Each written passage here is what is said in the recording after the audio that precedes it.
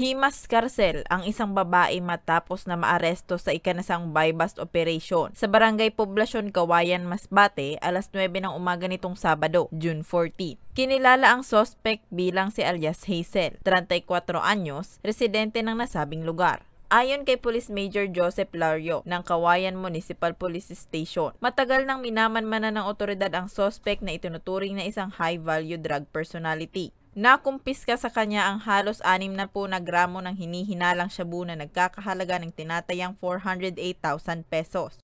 Noong June 14 po is nagkasapot tayo ng bypass operation sa tulong ng PIDEA, and then sila nga po yung lead dito.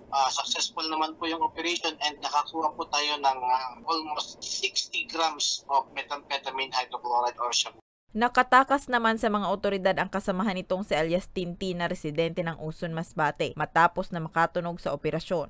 Si alias Tintin po is yung driver ng motor, and then pagdating nga doon sa sa lugar kung saan ikakandak yung bypass is drinap siya ni alias Tintin, and then nung nakita ni alias Tintin na nahuli nga to si alias Hazel is agad siyang pumarurot ng tukbo gamit yung motorsiklo niya.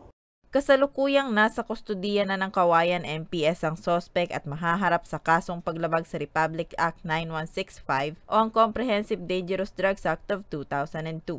Para sa mga balitang Tatak, Bicol, Rose Bilista.